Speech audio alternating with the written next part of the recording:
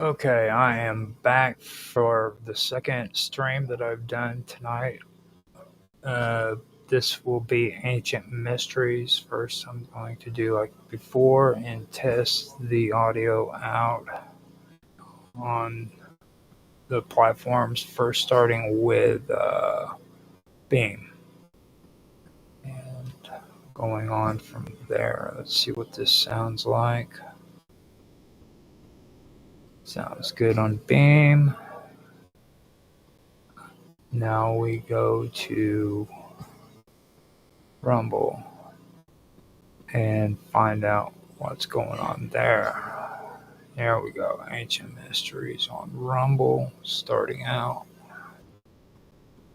Sounds good on Rumble. X is started up. Sounds good on X. D Live sounds good.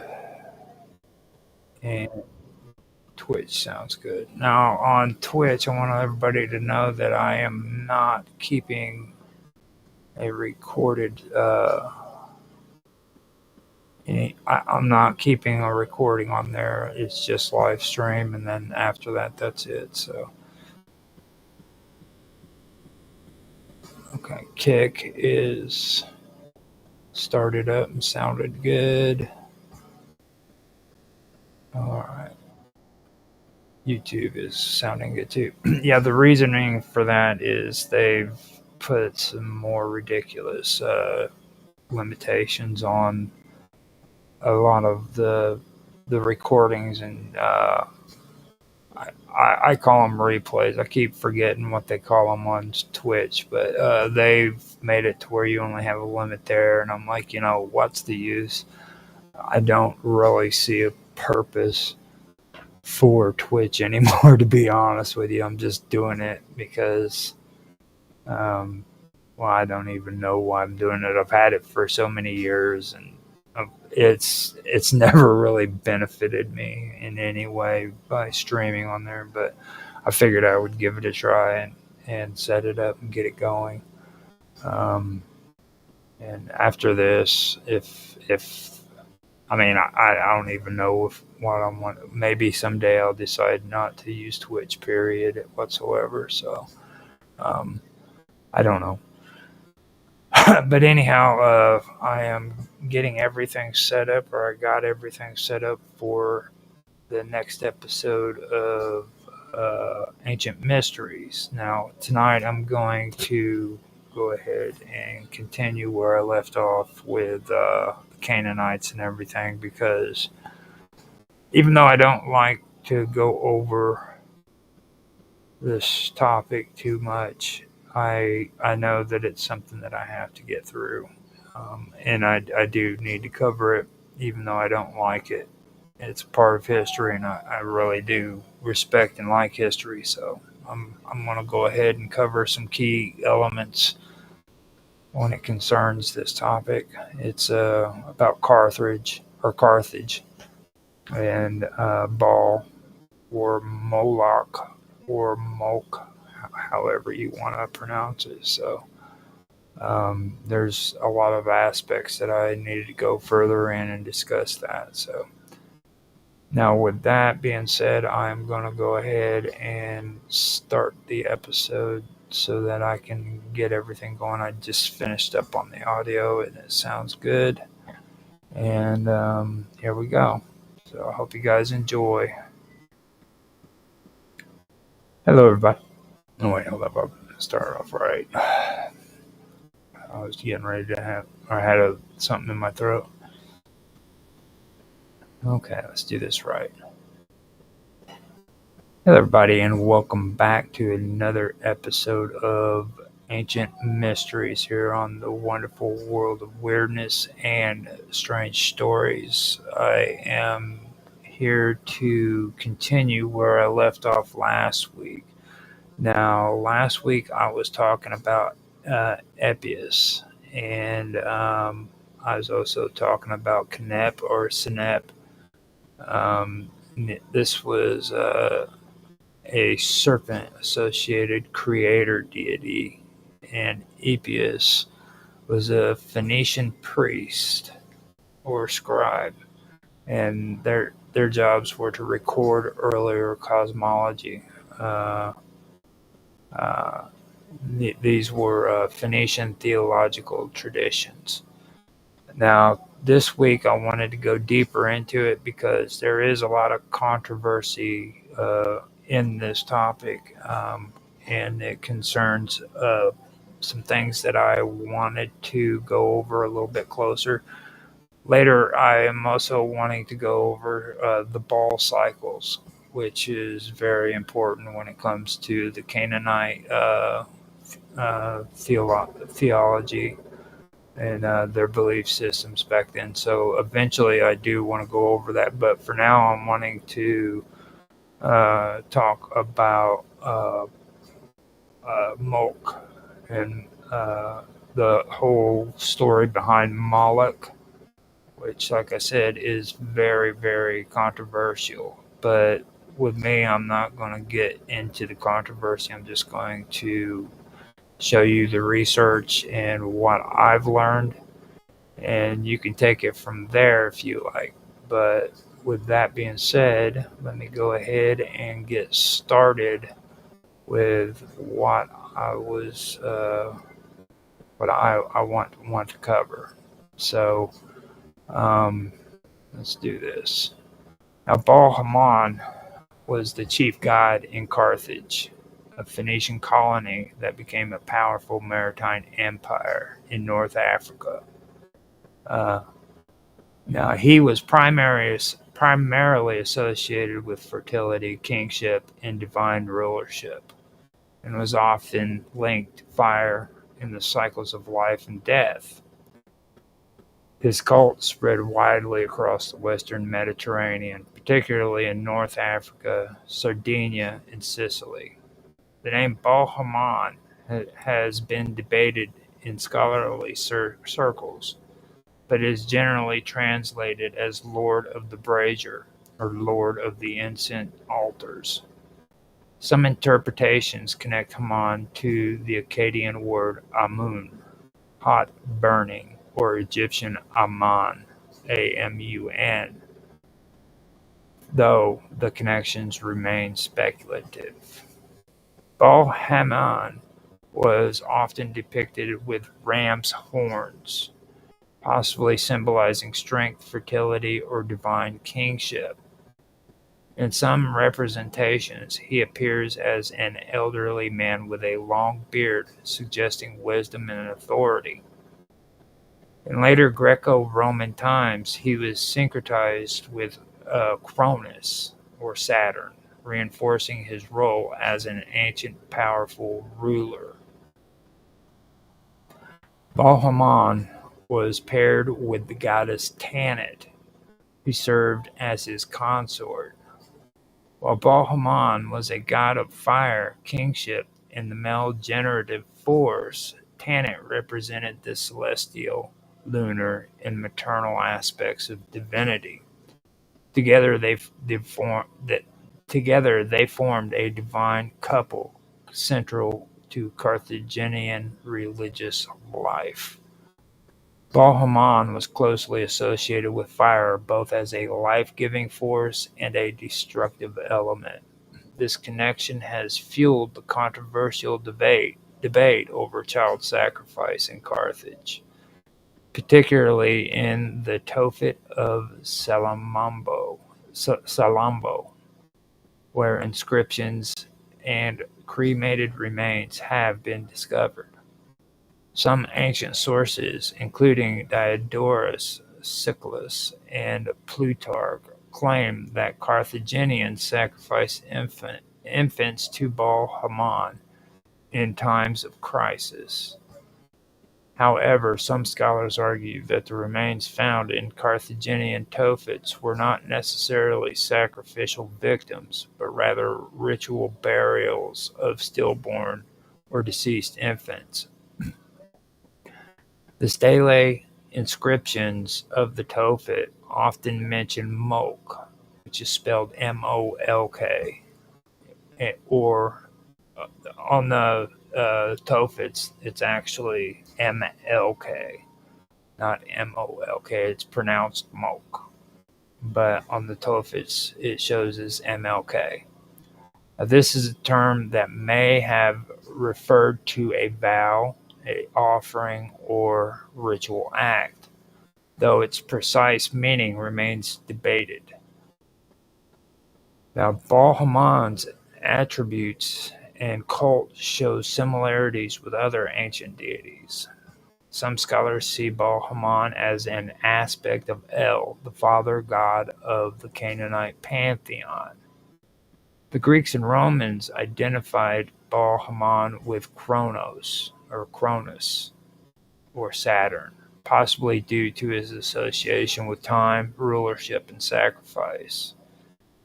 Some theories suggest a connection to Amun of Egypt, given the similarities in name and honored imagery, though the relationship is unclear. The worship of Baal-Hamon declined after the fall of Carthage in 146 BCE, when the Romans destroyed the city. Now, in Roman times, his cult was absorbed into the worship of Saturn, especially in North America, or Africa, in North Africa.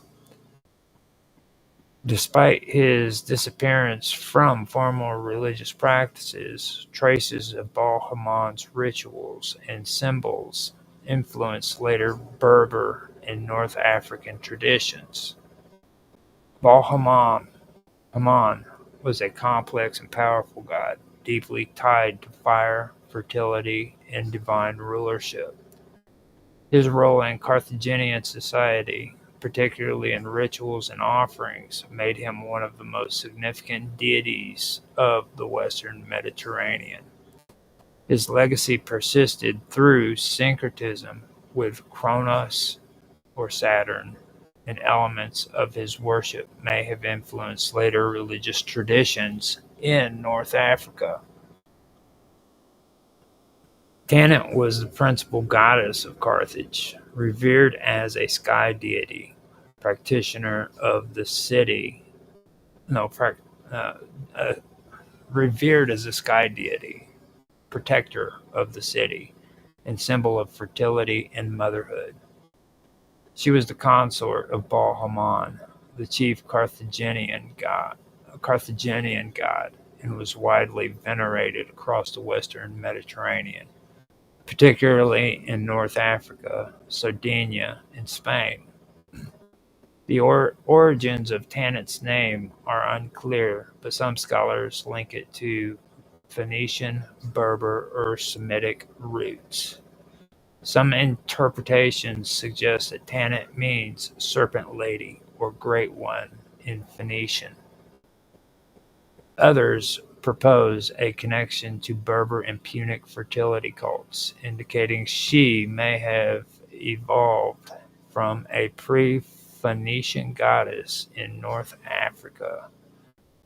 She was associated with birth, motherhood, and renewal, often depicted as a protector of children and women. In Carthage, she was venerated as the city's divine protector, ensuring its safety in times of war. She was linked to the moon, stars, and heavens, reinforcing her role as a guide and protector. In some contexts, Tanit was connected to death and the afterlife, particularly in her Punic and North African cults. Tanit's most recognizable symbol is the Tanit sign, which appears throughout Carthaginian religious sites. A stylistic figure with a triangular body, outstretched arms, and a circular head, often interpreted as a female form, a symbol of the divine feminine, or a celestial sign. Found on temple stelae and sacrificial tophets, reinforcing her prominence in Punic religious life. Tanit was regarded as the consort of Baal-Hammon, the supreme Carthaginian deity. While Baal-Hammon was associated with fire, male generative power, and kingship, Tanit represented the celestial, protective, and maternal aspects of divinity. Their combined worship formed the core of Carthaginian religion, influencing later North African and Mediterranean traditions. Temples and sanctuaries dedicated to her across uh, Carthage, Malta, Sardinia, and Ibiza. Archaeological evidence suggests that Tanit was honored in child offerings, when urns containing cremated remains of infants were placed in sanctuaries under her protection. Some depictions of Tanit associate her with lunar and astral symbols reflecting her celestial nature. Tanit was sometimes linked to doves, lions, and serpents, all sacred symbols in Phoenician and Punic religions. Over time, Tanit was syncretized with other Mediterranean goddesses, Astarte, Phoenician, which is Phoenician and Canaanite. Both were fertility and war goddesses. Now, Astarte is also Ishtar and Inanna. Ishtar from the Babylonians and Inanna from the Sumerians. Now, in later Roman times, Tanit merged with Juno Celestis, the celestial protector of North Africa. After the destruction of Carthage in 146 BCE, Tanit's formal worship declined, but her symbolism persisted in North African religious traditions. Berber tribes continued elements of her worship, integrating her into local deities. Her iconography remains a powerful symbol of Carthaginian heritage and influence and Phoenician influence in the Mediterranean. Tanit was one of the most influential goddesses of the Punic world, embodying fertility, celestial power, and divine protection. As the Great Mother of Carthage, she played a central role in both life and death rituals, leaving a lasting impact on later religious traditions in North Africa and the Mediterranean. The Tophet of Salammbô is one of the most significant archaeological and religious sites in Carthage, Tunisia. It is believed to have been a sacred precinct where the Carthaginians performed rituals dedicated to Tanit and Baal-Hammon, the chief deities of the city. The site is particularly infamous for its connection to child sacrifices, as suggested by numerous urns containing the cremated remains of infants and small animals found there.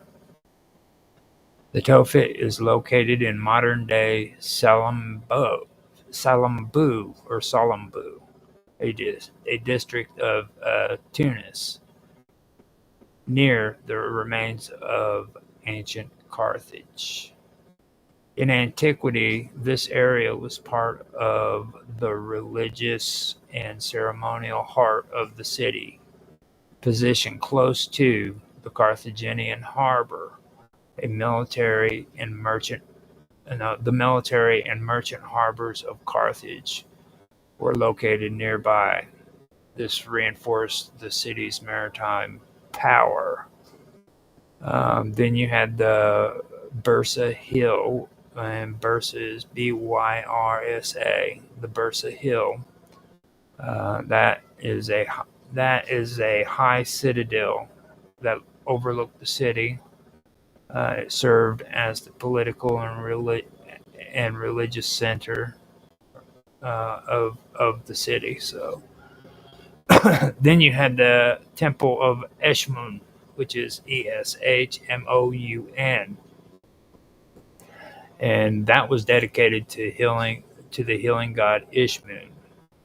This temple stood on the Bursa Hill, and it's closely associated with the Carthaginian religious practices of the time. So the Tophet itself was outside the main urban zone, likely due to the ritualistic and funerary nature of the site.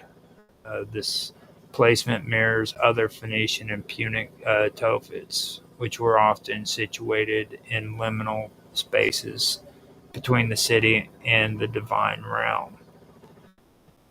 Now, the Tophet of Salambu was not a temple in the traditional sense, but rather a sacred open-air precinct where rites and offerings were performed.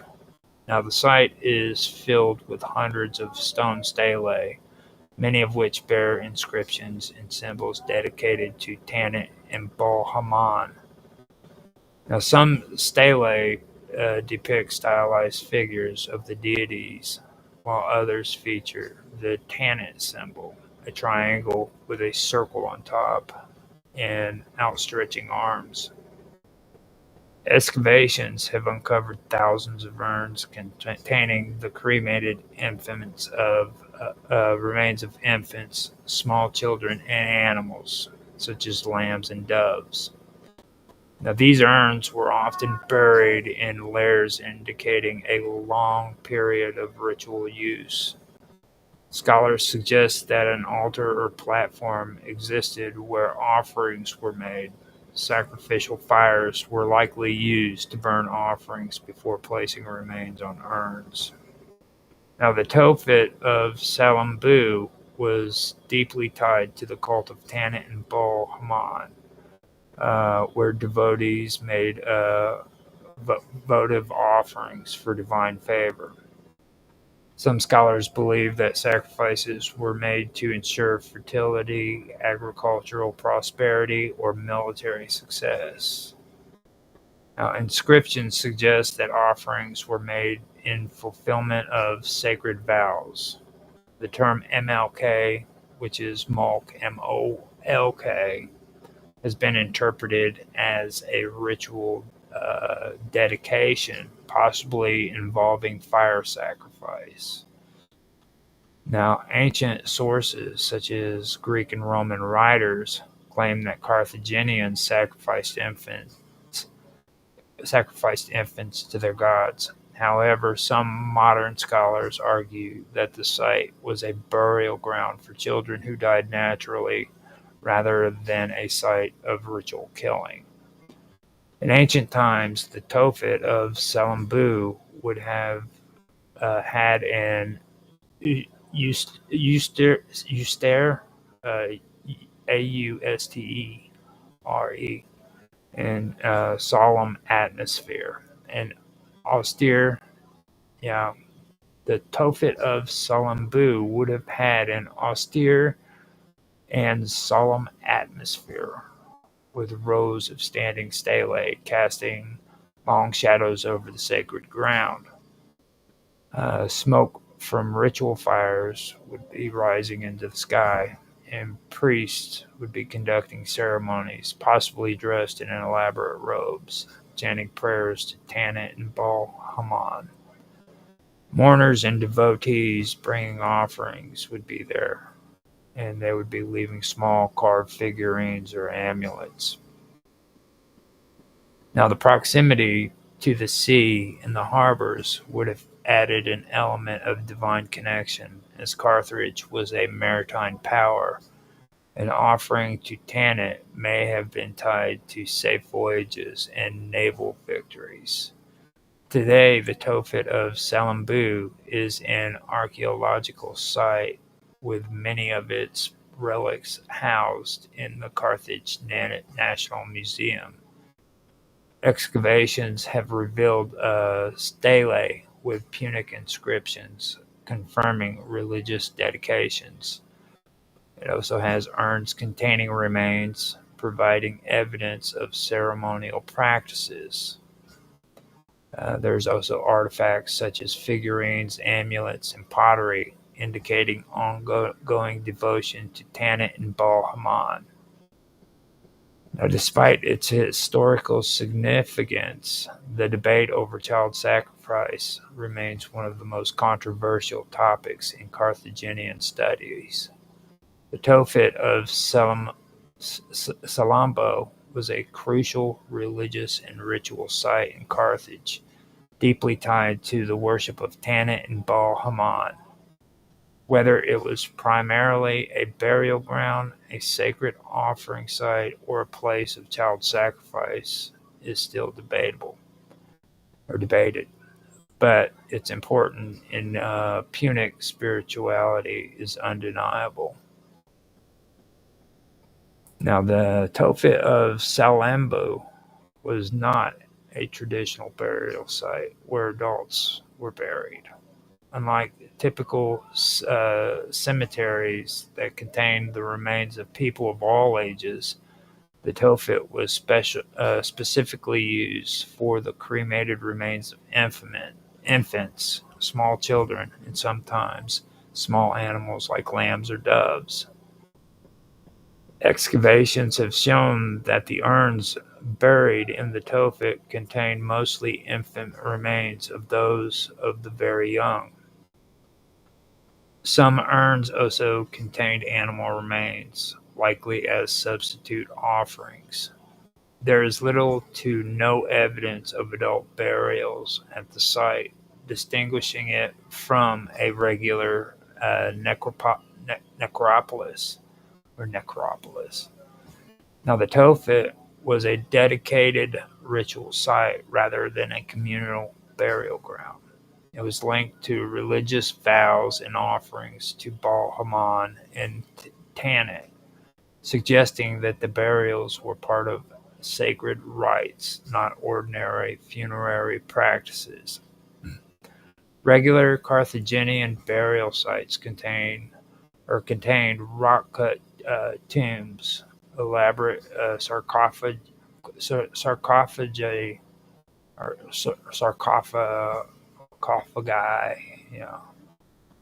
and grave goods, reflecting typical funerary customs. The Tophet, by contrast, had small urns buried in layers, often accompanied by stone stelae with inscriptions and divine symbols. The Bursa necropolis was one of the main burial grounds for adult Carthaginians, separated from the Tophet. While a specific altar has not been found, scholars believe sacrificial fires were used to burn offerings before burial in the Tophet. The presence of an altar or sacred fire pit suggests that the presence of an altar or sacred fire pit suggests that cremation was part of a formal ritual, not just a method of burial. The Tophet of Salambu was not a general burial site, but a specialized ritual ground used for sacred offerings related to infant dedications or sacrifices to Tanit and Baal Haman. Unlike traditional cemeteries, it did not contain adult burials, reinforcing its religious and ceremonial function rather than being a place of ordinary internment. Now, there is no direct evidence of a specific altar or sacrificial fire pits at the Tophet of Salambu, but there are strong archaeological and textual indications that ritual cremation took place there.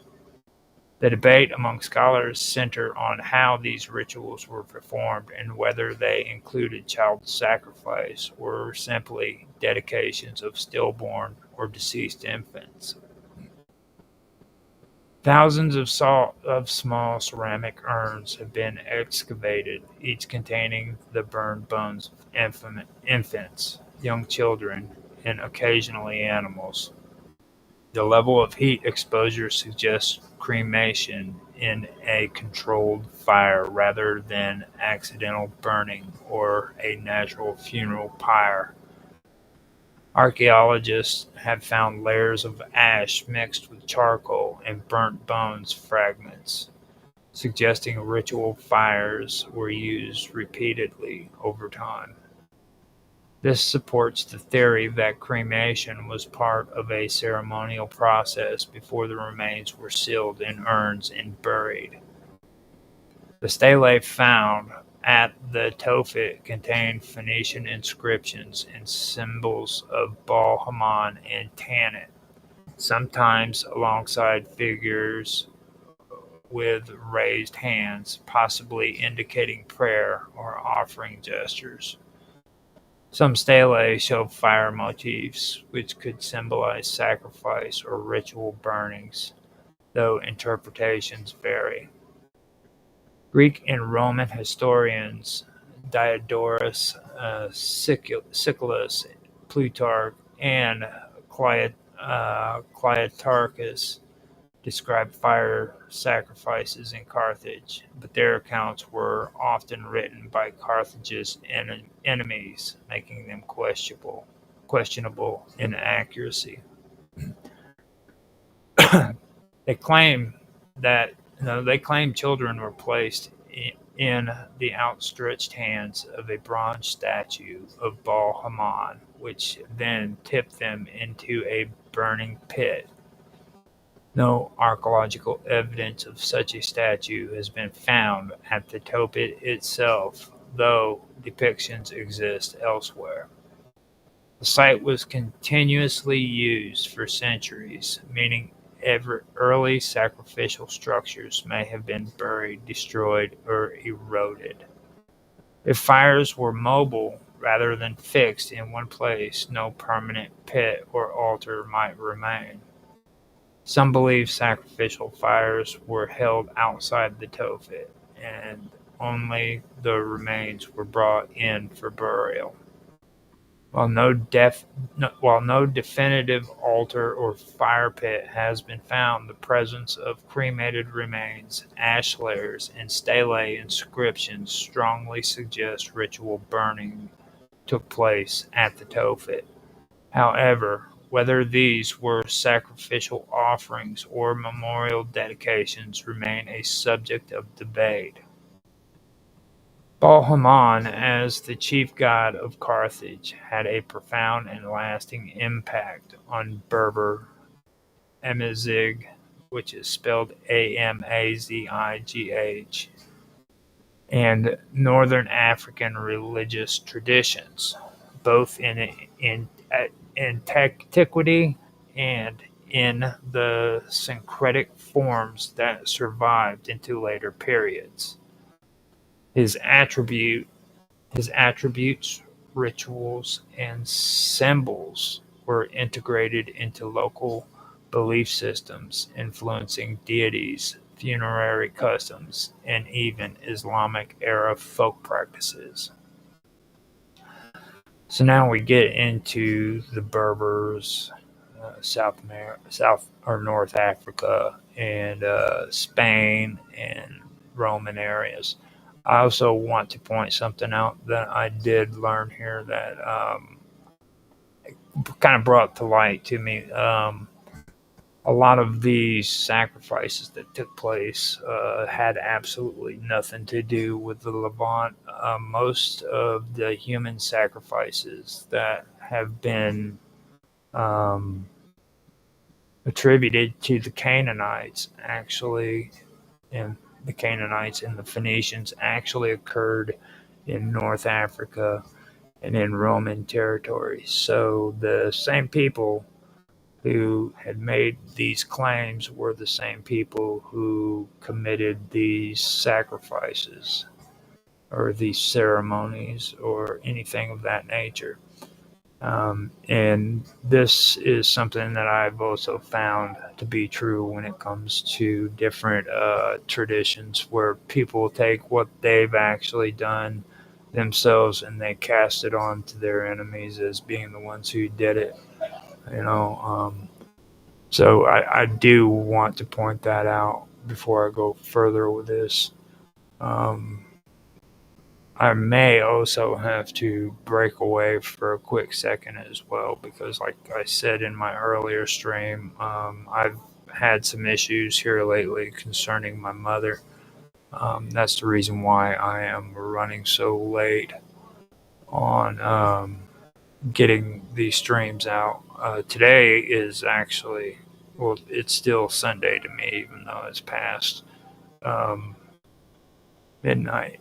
But I'm getting this out on the day that I'm supposed to. But I had to come in and do a back-to-back episode for Strange Stories today before I did this one. So I went ahead and did that one, and then came in and did this one. And I'm just catching up on basically what I need to do. That was one thing that I mentioned that was on there, and then I actually did more research on what kind of uh, sacrifices that took place in the Levant. That is also going to be further into the reading, which I will cover. But I wanted to stop here so that I could actually point that out. I also want to point out too that which I will be talking about the distinction between MLK or Mulk and Moloch, because I think that that's something that really needs to be brought out, and I have brought it out in my talking points that I will be discussing here in this here in a minute. Okay, so. With that, I will continue with my reading. The Berber tribes of North Africa already had a strong veneration for the Egyptian god Amun or Amon. That's Amon or Ammon. Before Carthaginian influence, particularly at the Siwa Oasis, which is Siwa Oasis in present-day Egypt. Now, when Baal Haman merged with Ammon, he was transformed into Jupiter Ammon under Roman rule. Now, Sua's Oracle of Ammon, where Alexander the Great was declared the son of Zeus Ammon, was one of the most important religious sites of the religion. Now, like Baal Haman, Jupiter Ammon was associated with fertility, agriculture, the sun, and divine rulership. Some Amazigh, I'm going to have to figure out how to pronounce that right, but it's Amazigh, which is Amazigh. Some Amazigh tribes developed their own warrior deity, which was named Gurzel, who carried elements of Baal Haman's attributes as well. Now, Gurzel was believed to have been a sacred bull-headed god similar to Baal Haman's association with rams and bulls. Now, during the Berber revolts against Rome and later against the Arabs, Gurzel's name was evoked as a protector of warriors. After the Roman conquest of Carthage, Baal Haman was syncretized with Saturn, the Roman god of time, agriculture, and wealth. The festival of Saturnalia, which is between December the 17th and the 23rd, may have been preserved elements of earlier Phoenician agricultural festivals dedicated to Baal Haman. Berber population in Romanized North Africa continued to venerate Saturn well into the Christian period.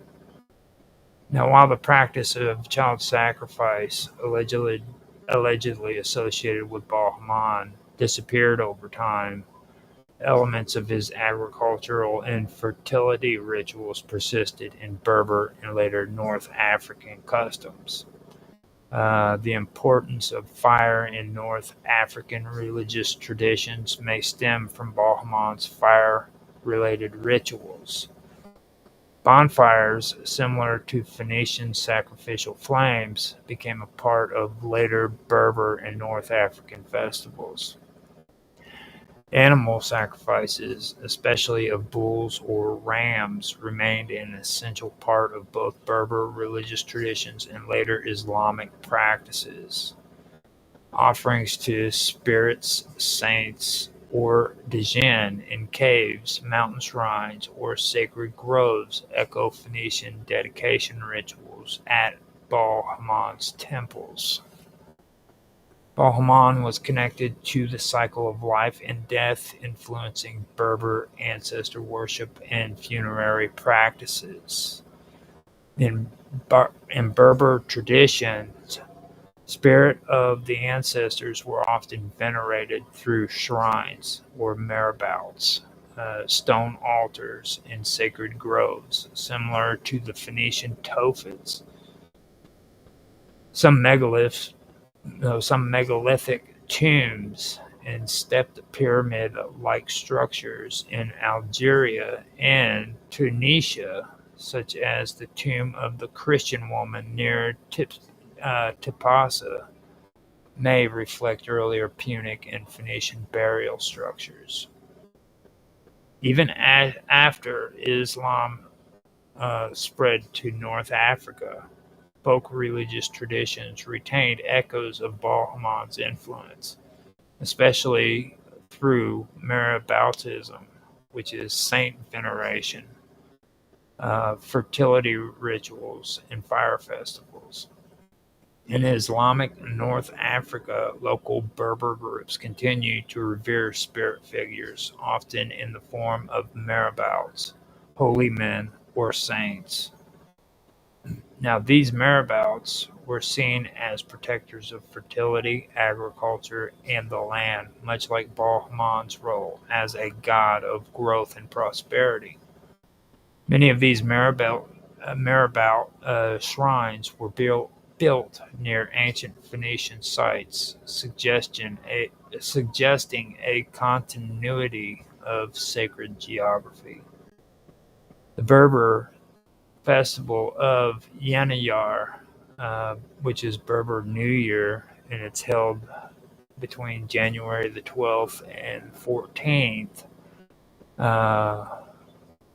includes fire rituals and animal sacrifices and fertility prayers, resembling Baal-Hamon's agricultural celebrations. Summer and solstice-related festivals in North Africa often involve lighting large fires and jumping over them for purification, much like ancient Carthaginian customs. Baal-Hamon was often depicted with rams, bulls, or snake symbols that persist in North Africa folklore.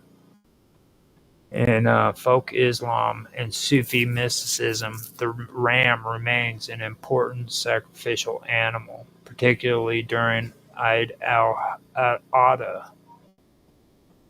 Berber amulets sometimes featured horned deities or spirits, which may be remnants of Baal-Hamon's iconography. Now, today, remnants of Baal-Hamon's worship can still be found in Berber spiritual traditions, folk beliefs, and historical memory. Ancient Phoenician Punic ruins, like those in Carthage, Doga, and Kirkoan, are still considered mystical and sacred places. Tanit and Baal-Hamon's symbols, which is the crescent moons, fertility motifs, and horned figures, appear in modern Berber tattoos, jewelry, and folk art. The Berber language and oral traditions preserve myths and legends that may have roots in Phoenician storytelling. Bahman's influence did not disappear after Carthage fell. Instead, it was absorbed into Berber religious practices, Roman syncretism, and later Islamic folk traditions. His role as a fertility deity, guardian of the land, and associated figure with fire and sacrifice found echoes in Jupiter, Ammon, Saturn, Gurzel, and North African saint veneration. Even today, fire rituals, seasonal celebrations, animal sacrifices, and sacred geography in Berber traditions retain traces of the Carthaginian Phoenician religious worldview. Bahman's spirit lives on not just in ancient inscriptions, but in the cultural memory of North Africa. Archaeological evidence suggests child sacrifice associated with Bahman and Tanit has been found beyond Carthage, while the Tophet of Salammbô remains the most well-known site. Similar burials with cremated infant remains have been uncovered across Punic settlements in the western Mediterranean. These sites provide insight into the broader religious and ritualistic practices of the Phoenician and Carthaginian world. First of all, there was Carthage in Tunisia. Tophet of Salammbô, which we would just discuss, is the most famous and largest Tophet ever discovered. It contained urns with the remains of infants and small animals. This dates back from the 8th century BCE to the destruction of Carthage in 146 BCE. It had inscriptions dedicating these sacrifices to Baal, Haman, and Tanit. After that, you had Mocha, which is Mogia in Sicily, which is Italy, a Punic settlement in Sicily, which housed a Tophet similar to Carthage's. Now, it contained cremated remains of infants in burial urns, alongside dedicatorial inscriptions mentioning Baal, Haman, and Tanit. The presence of these rituals suggests that child sacrifice was a practice across Phoenician colonies, not just in Carthage. And like I pointed out, this is actually in Sicily and Italy. It's in Mocha, and this is where most of these sites are found. So I'm going to point that out as I read through it. Then you had Solsi, which is in Sardinia, and that's in Italy. It's another Punic settlement with a Tophet containing urns with burnt infant bones. These findings date between the 6th and 3rd centuries BCE, suggesting the continuity of ritual practices. As well as that, besides that, you have Theros, which is also in Sardinia, Italy. It is one of the most significant Phoenician Punic settlements in Sardinia. Excavations revealed a Tophet with small urns containing child remains, indicating sacrificial practices similar to Carthage. Many stelae found here bear symbolic representations of Tanit and Baal Haman, reinforcing their connection to fertility and protection rituals. Then you have the Hadrumetum, which is in Tunisia, which is modern day Sosi. Now, archaeologists have found funeral remains resembling the Tophets of Carthage, but with limited definitive proof of sacrificial intent. Some Phoenician inscriptions were found with dedications to Baal Haman and Tanit. Now, after that, you have Serta, which is in Constantine, Algeria. Now, evidence of Punic and Berber interactions with Baal Haman's cult are there, while no direct Tophet has been discovered. Religious dedications to Baal Haman suggest his worship persisted in North Africa after Carthage's fall. Now, after that, you have Lilibaeum, which is in Marsala, Sicily, Italy. This is a Carthaginian city in western Sicily with a Tophet-like site.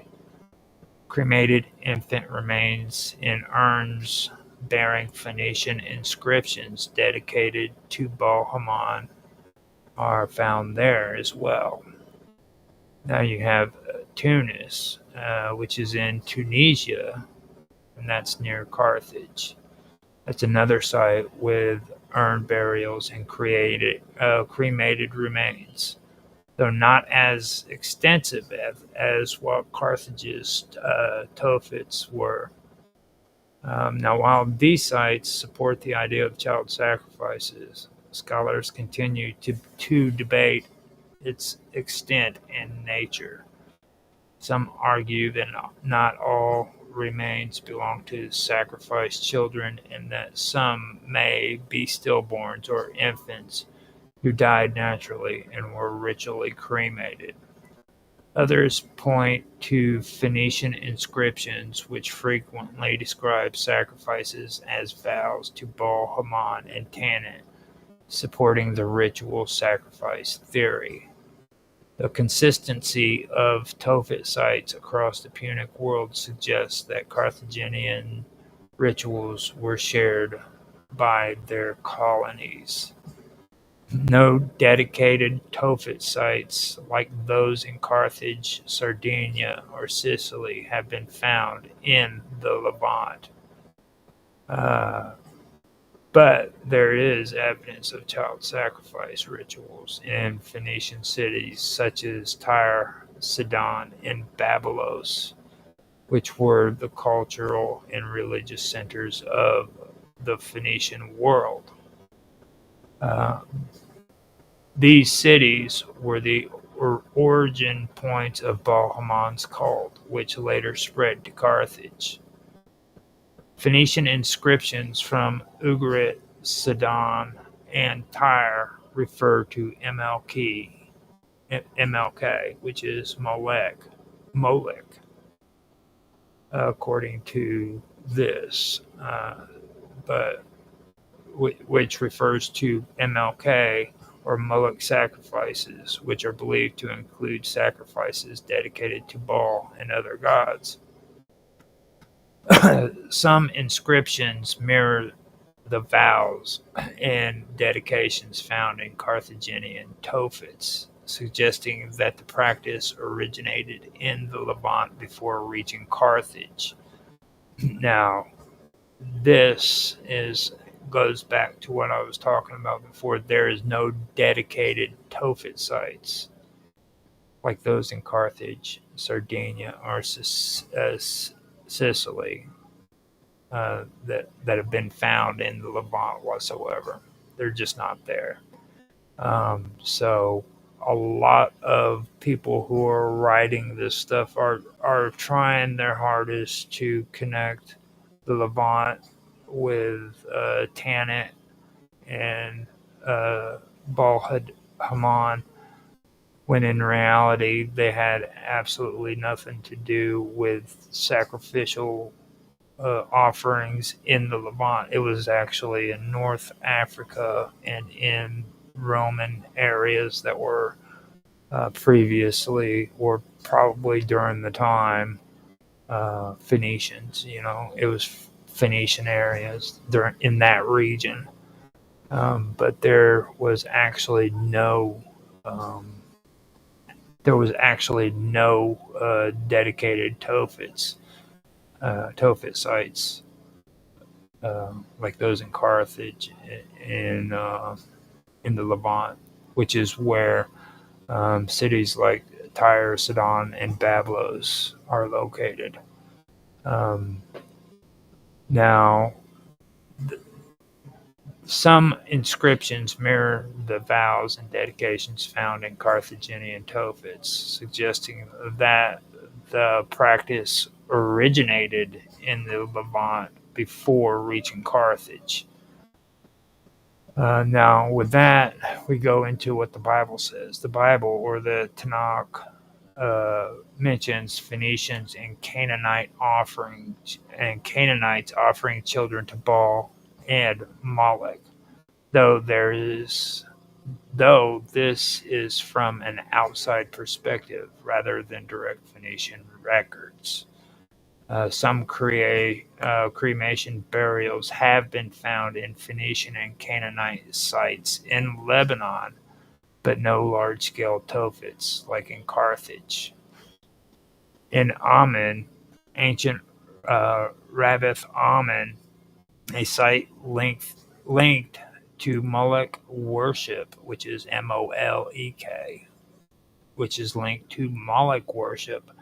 There is evidence of child burials near temple areas, but archaeologists debate whether these indicate sacrifice or natural death rituals. Tyre and Sidon were the main religious centers of Baal worship before Carthage was founded. The rituals seen in Carthage were likely influenced by practices in Tyre and Sidon, but little direct archaeological evidence survives. Since Carthage was a colony of Tyre, it is likely that similar rituals were once practiced there, but the urban development in modern-day Lebanon makes excavation difficult. Phoenicians in the Levant practiced both cremation and inhumation burials, and child sacrifices may not have been concentrated in one place as in Carthage. Many major Phoenician sites, Tyre, Sidon, Byblos, are still inhabited today, making archaeological digs difficult. Over time, Phoenician religious practices changed, especially under Assyrian and later Persian rule, which may have led to the decline in child sacrifice. Now, a lot of this is, for me, kind of suspicious. It's hard for them to come up with archaeological evidence in Byblos and Tyre because of modern, residential living, but it's perfectly fine for them to find it in Sidon and all these other regions in the Western Mediterranean. So for me, I really don't buy into that, to be honest with you. That's just my take on it. They have found absolutely no evidence that these children were being sacrificed in the Levant whatsoever. The only place where Moloch was actually spoken of was in the Christian and the Jewish texts when it comes to this stuff taking place. About a deity named Moloch. You know, um, and as I've been reading here, Moloch wasn't even the name of any deity. It was actually um, freaking. It wasn't Moloch and them. I'm having a brain fart now. It was actually Tanit and freaking Haman, Baal Haman and Tanit. So, like, now, later on, when the Christians and the Jews start discussing this stuff, they're calling him Moloch.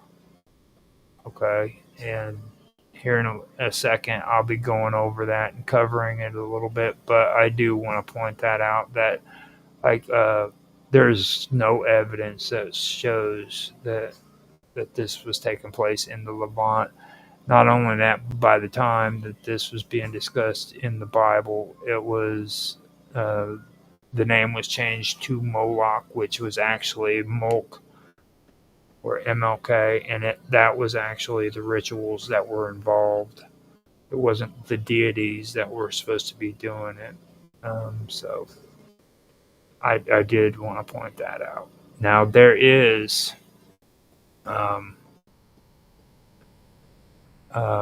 over time, Phoenician religious practices changed, especially under Assyrian and later Persian rule, which may have led to the decline of child sacrifice, or the possibility that it never took place. Now, rituals for children that were dead is another alternative that is mentioned, and you'll find more and more people who are prevalent to jump on that bandwagon that these people were just sacrificing the firstborn children to their God, and the reason why they're doing it is because there's this religious agenda that's involved. You have a lot of different religious archaeologists that are wanting to find these findings, but they're also wanting to say, look, our religion is right. You know what I mean? So you have a lot of that going on, and then you have others who don't want that happening. So you got this kind of conflict going on. And personally, I feel that's the reason why there isn't very much archaeology going on in Turkey, because the Urartu in the areas that are around there is really, really significant when it comes to ancient evidence of what went on back then. Like you have Noah's Ark, which is supposed to be there. You have Noah's tomb that's supposed to be there as well. A lot of things biblically is mentioned in the Bible that comes from that region as well, and I believe that isn't being studied as much because of what I was just talking about, So, there is textual and indirect archaeological evidence suggesting child sacrifice rituals in Phoenician cities of the Levant, according to some of the sources that I have come across, particularly in Tyre and Sidon, but no physical Tophet sites like those in Carthage have been discovered. The practices seen in the Punic world likely originated in the Levant, according to some sources, but were later concentrated in Carthage and its colonies. Now, archaeological evidence for child sacrifice among the Phoenician primarily stems from sites in the central and western Mediterranean, notably Carthage. Dedicated Tophets, sanctuaries characterized by urns containing cremated infant remains have been extensively documented in Carthage and other western Phoenician colonies. However, similar sites have not been conclusively identified in the Levant. This absence This absence may result from urban development hindering archaeological investigation in key Phoenician cities like Tyre and Sidon. Um, Tyre isn't that big, okay? Now, urban development isn't so big in Tyre that they are hindered, uh, that archaeological investigation is hindered. Just that's nonsense. Excavation in the Levant has uncovered infant burials within residential areas and under floors of houses. While these burials indicate special treatment of infants, they do not provide clear evidence of ritual sacrifice. Artifacts such as stelae and inscriptions from the Levant occasionally depict or reference deities associated with child sacrifice in later Phoenician colonies. While suggestive, these findings do not confirm the practice of child sacrifice in the Levant. Studies of Tophet sites in Carthage and elsewhere have identified patterns potentially traceable to Levantine origins. However, the direct archaeological evidence in the Levant remains inconclusive. In summary, while there is substantial archaeological evidence for child sacrifice in Phoenician colonies like Carthage, direct evidence from the Levant is limited and inconclusive. The absence of dedicated Tophet sites and the nature of infant burials in the region suggests that if child sacrifice occurred, it was not practiced or commemorated in the same manner as in the Western Mediterranean colonies.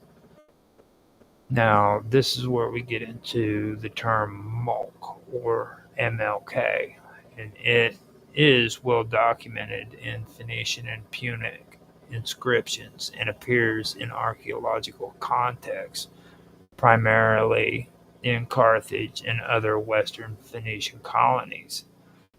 However, its connection to Moloch, which is spelled usually Molek or Moloch, a deity condemned in later biblical and Greco-Roman sources, is debated among scholars.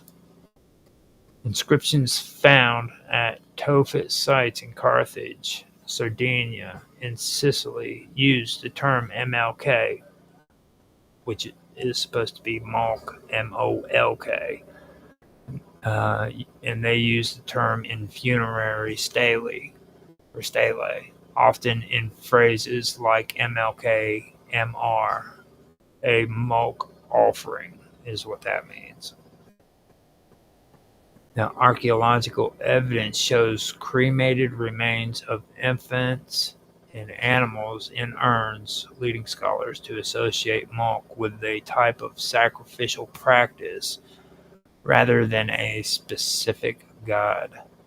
Some interpretations suggest that Molk was a dedicatory act or type of offering rather than the name of a deity. The Hebrew Bible condemns Moloch worship. That can be found in Leviticus 18:21, 2 Kings 23, and 2 Kings 23:10. And the Hebrew Bible condemns Moloch as involving child sacrifice, often linked to the Valley of Hinnom. However, no direct archaeological evidence has confirmed the existence of a god named Moloch in Phoenician or Punic inscriptions. Some scholars believe that later biblical writers misunderstood MLK, a ritual, as a god and demonized the practice. Later Greek and Roman sources like Diodorus Siculus and Plutarch describe child sacrifice in Carthage, mentioning that victims were given to Baal-Haman. These accounts, however, come from an enemy civilization, which is Rome in particular, making them politically motivated rather than purely historical. Tophet sites in Carthage, the most famous at Salammbô, contain thousands of urns with cremated infant remains alongside inscriptions mentioning Molech offerings. The interpretation of these sites remain debated. Were the children sacrificed, or were they already deceased infants giving a ritual burial? Some scholars argue that only animals were sacrificed, and the presence of children reflects high infant mortality rates rather than a systematic practice of child sacrifice. Molech appears to be a term for a type of offering, not a god. The biblical Moloch may have been a later misunderstanding or polemical creation. Archaeology confirms the existence of Molech-related M-O-L-K related rituals in Carthage and Phoenician sites, but the nature of these offerings, sacrificial or funerary, remains controversial. There is no direct evidence of a god named Molech or Moloch, M-O-L-E-K or M-O-L-O-C-K, in Phoenician inscriptions. And I'm glad that I did that. I'm glad that I got it over with, put it out there. I'm glad that I did that alone because I do not want to hear anybody's opinions of it. I do not want to get into any outstretched arguments or debates over this. There, like I said in previous episodes, this has caused thousands and thousands of deaths, millions, if not millions. And most of it occurred after all of this had been happening, supposedly, with the Phoenicians. The whole thing behind Moloch and Moloch worship and, things like that have created a lot of really screwed up belief systems within the Middle Ages and even into the 20th century with Nazi Germany, as well as between the Roman Empire and World War II, or during the Middle Ages. Basically, you had people who were going out and murdering little children, and then blaming it on Jews in order to create mobs that would go in and literally murder entire villages of Jewish people, claiming that the Jewish were doing the same things that we're mentioning here with the Phoenicians. The reason for why that was connected to the Jews was because the Jewish people had made similar claims about the Phoenicians and about Moloch before that. So when they started doing this, they in turn created the same issue that they would later have to endure during the Middle Ages, because that's what the Christians did. They turned around and they turned what they were saying against them and said that the Jews were doing it. Now, all of this, at one time I thought, stemmed from Babylonian traditions. And now that I'm looking at this, uh, I think it's a little bit more complicated than being Babylonian, because there are Babylonian entities that are involved with this, but um, this is more centralized into the Phoenician beliefs that come from North Africa and areas like Sicily and Italy, rather than the Levant in the Middle East. This is actually a European issue where Europeans were doing sacrificial uh, offerings to their gods. I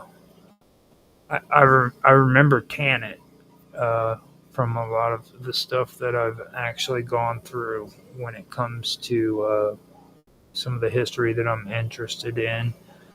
She was a serpent deity as well. It wasn't just Sicily that she was involved in. She was also, oh man, I forgot the name of that island that's down there. It's the island where Zeus was supposed to have been hidden away from Kronos at while he was a child. I forgot the name of it. I'm having a rough night. But I know that she was worshipped there as well. Like I said, I am glad that I went through this.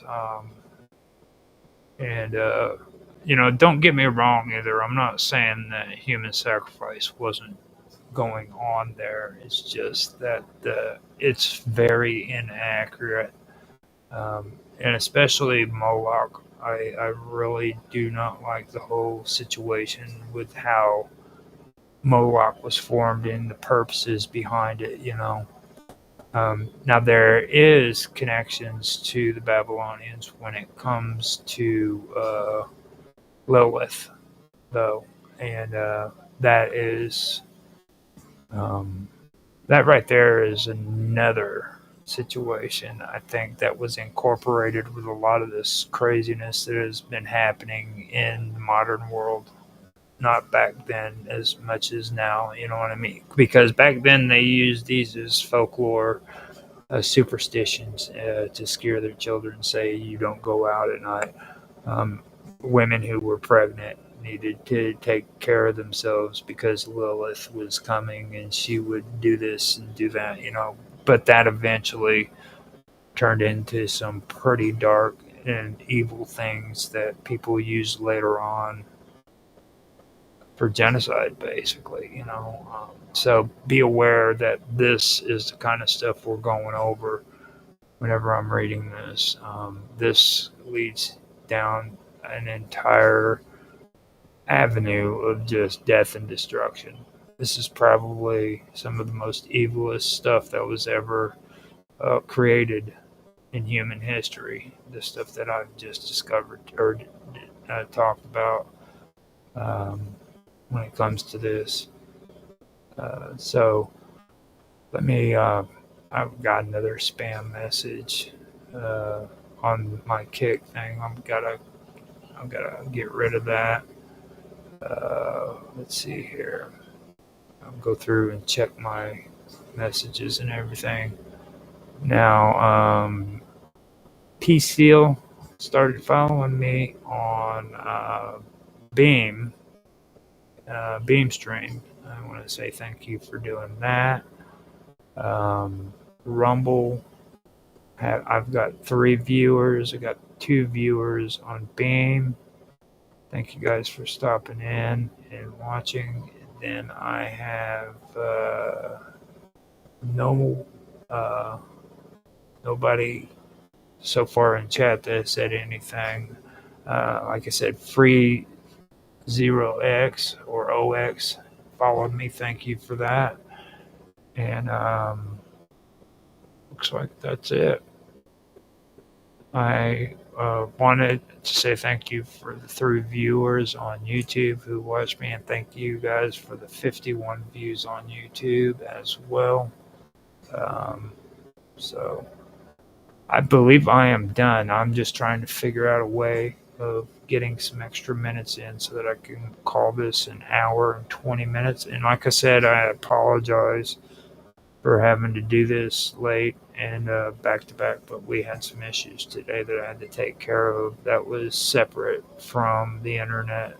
It concerned my mom and taking care of her. She's getting older, so she needs to get the attention first.